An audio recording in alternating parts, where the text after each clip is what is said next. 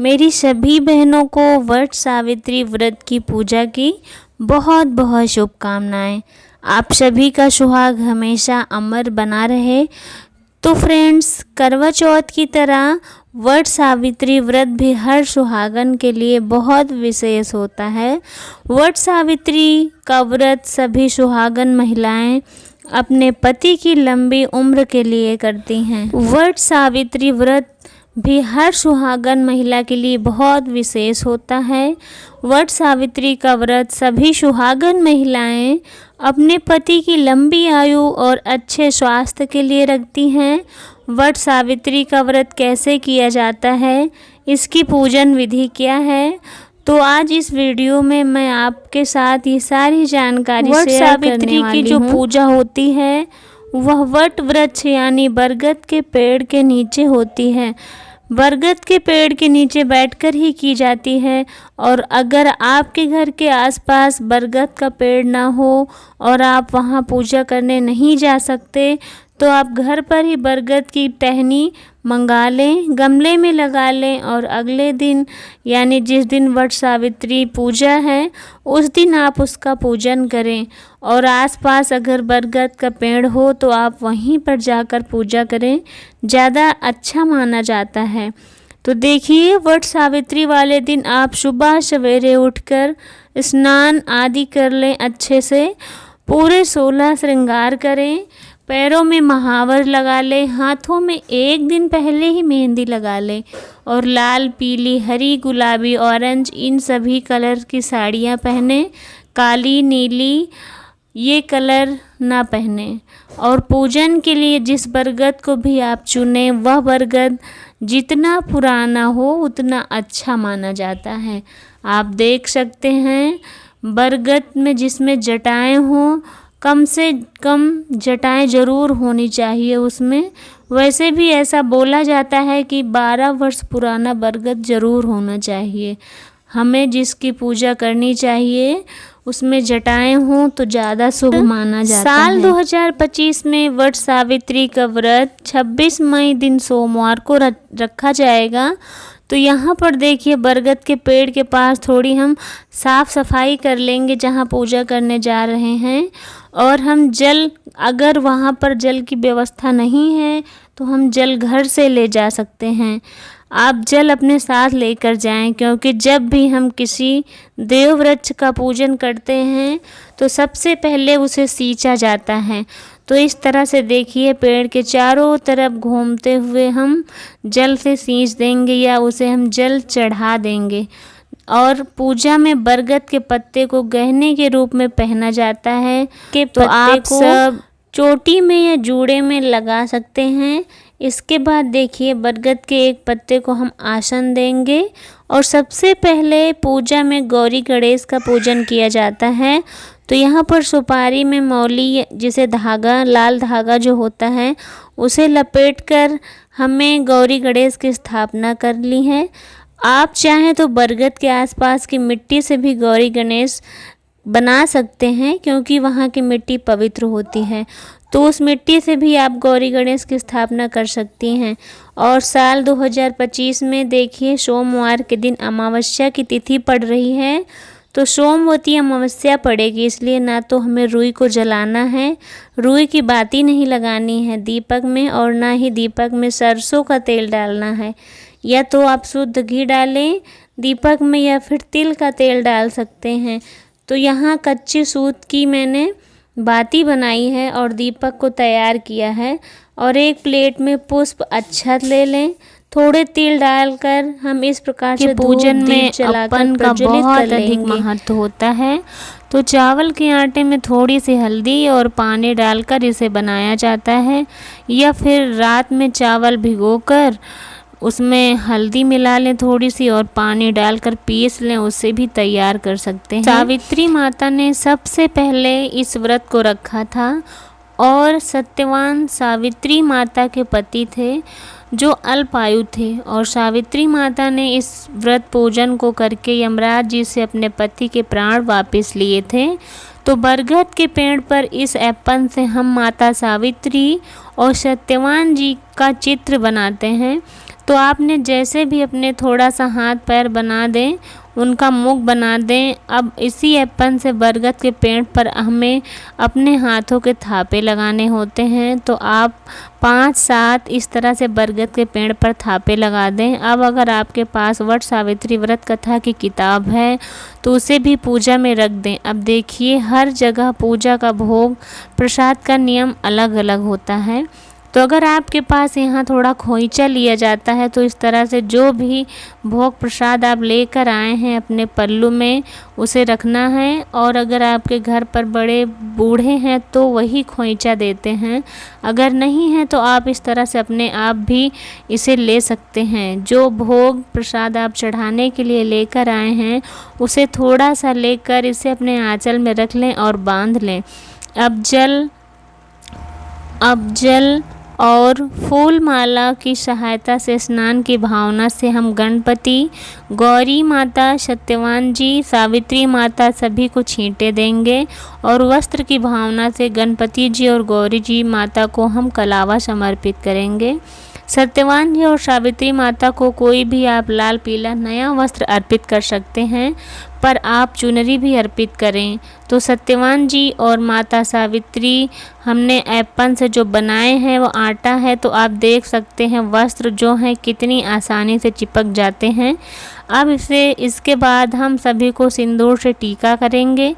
गणपति जी, गौरी माता को, सत्यवान और सावित्री माता को सभी को हम टीका करेंगे।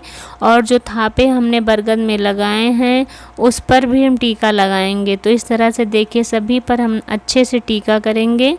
अब इस पूजा में बांस के बने पंखे का बहुत महत्व होता है, तो हम यहाँ पर 2 पंखे रख लेंगे, एक दान के लिए और दूसरा एक से पति को हवा करेंगे। तो इन पर भी हमें एप्पन से 5 या 7 टीका लगाना है। और ऐसी मान्यता है कि जब सत्यवान जी मूर्छित हो रहे थे तब सावित्री माता ने बांस के पत्तों से ही उन्हें हवा की थी। तो अगर आपको बांस के पंखे ना मिलें, ना दिखाई दें, तो ऐसी कई जगह होती हैं जहां खजूर के पंखे भी होते हैं, आप उसे भी पूजा में ले सकते हैं। अब इसके साथ ही बड़देव को भी पूजा जाता है। हम वस्त्र अर्पित कर देंगे। तो यहाँ पर मैंने पीला अंगोछा लिया है, आप चाहें तो कोई भी नया कपड़ा ले सकते हैं, लाल, पीला, गुलाबी रंग का वस्त्र अर्पित कर सकते हैं। आप इसे अपने साथ ही, अगर आप जनेऊ लेकर आए हैं तो आप बड़देव को अर्पित करें। साथ ही देखिए इसमें 12 धागों का कच्चा सूत, जो काटन या पीली रील से माला बनाई जाती है और बड़देव को उसे अर्पित किया जाता है।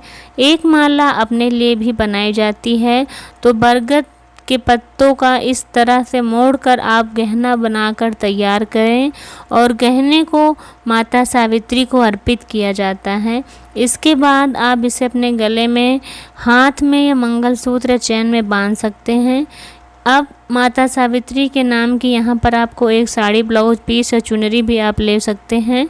यहाँ तो मैं ब्लाउज लिया है। इसके बाद आपने 16 श्रृंगार की सामग्री आप रख लें और सामग्री में चूड़ी, बिंदी, महावर, मेहंदी, सिंदूर 5 चीज़ें आप ज़रूर रखें। इसके अलावा और आप भी चढ़ा सकते हैं सामान को और साथ में दक्षिणा दें और अपनी शादी का सिंदूरा भी आप यहाँ रख सकते हैं। और अगर आपके पास फूल हैं, फूल लेकर आए हैं तो सभी को फूल चढ़ा दें। अगर फूल नहीं है तो कोई बात नहीं, आप बिना फूलों के पूजा कर सकते हैं। भोग प्रसाद में आप जो भी लेकर आए हैं उसे आप चढ़ा दें। पूरी, पुआ, गुलाला या बरगद व आप सभी को समर्पित करें। साथ ही अगर आपने बाज़ार की मिठाई मंगाई है, इसके साथ ही जो फल हैं, मौसम में आने वाले सभी तरह के नए फल, 5 तरह के, 2 तरह या 3 तरह के फल आप ले सकते हैं। साथ ही सभी को अर्पित करेंगे। और देखिए वट सावित्री की पूजा में भीगे हुए काले चनों का विशेष महत्व है, तो इस तरह से सभी को हम काले चने भी अर्पित करेंगे। अब देखिए वट वृक्ष हमें परिक्रमा भी करनी होती है, तो परिक्रमा करने के लिए आप कच्चा सूत या कलावा ले सकते हैं। कलावा सूती होना चाहिए। इसके अलावा कॉटन की पीली रील भी ले सकते हैं। इस तरह से हमें आंचल में अपनी शादी का सिंदूरा और इसके साथ ही जितने भी आपको फेरी लगानी है उतने आप चने लें। इस बात का हमें अच्छे से ध्यान रखना है कि परिक्रमा के वक्त हमें कहीं भी गांठ नहीं लगानी है, और आपका धागा अगर वहीं पर समाप्त हो जाता है तो आप लपेट दें और जो चने हैं वो परिक्रमा कर वहीं पूरी कर लें। और परिक्रमा करते हुए आप भजन गा सकती हैं। जितनी बार भी देखिए आप परिक्रमा करेंगे उतनी बार आपको सावित्री माता को सिंदूर अर्पित करना है और एक एक चना वट वृक्ष को अर्पित करते जाना है। वट वृक्ष की फेरी जितना हो सके तुमसे, शरीर में जितना सामर्थ्य हो आप उतना कर सकते हैं। ये 5, 7, 9, 11, 21, 51 ये सबसे उत्तम अगर आप लगा सकते हैं तो 108 फेरी मानी गई हैं। तो इस तरह से वट वृक्ष की आप फेरी लगा लें और हाथ में थोड़े चने लें। अब हम वट सावित्री व्रत की कथा को पढ़ लेंगे। और देखिए, अगर आपके साथ 2-4 लोग पूजा करने गए हैं तो ज़्यादा अच्छा लगता है, क्योंकि कोई कथा कहेगा और कोई सुनेगा तो हमें बहुत अच्छा लगता है। कथा पूरी होने के बाद जो चने हैं वह वट वृक्ष के समक्ष आप छोड़ दें और फिर इसके बाद कपूर से आरती कर लेंगे। और देखिए, अगर आपके पास कपूर नहीं है तो हमने जो दीपक प्रज्वलित किया था उसी से आप आरती कर सकते हैं। और आपको ध्यान रखना है, सोमवती अमावस्या है तो रुई नहीं जलानी है, रुई की बाती नहीं लगानी है दीपक में, और ना ही पूजा में सरसों का तेल यूज करना है। इस बात से पूरी तरह से पूजा के दौरान परिक्रमा कर सकते हैं आप और माता सावित्री को सिंदूर अर्पित करते रहें। गौरी माता का ध्यान धरें और अपने पति की लंबी आयु की प्रार्थना करते रहें। अब इसके बाद वट वृक्ष यहाँ हम पंखे से हवा करेंगे। इसी पंखे से फिर अपने पति को भी हवा करनी है।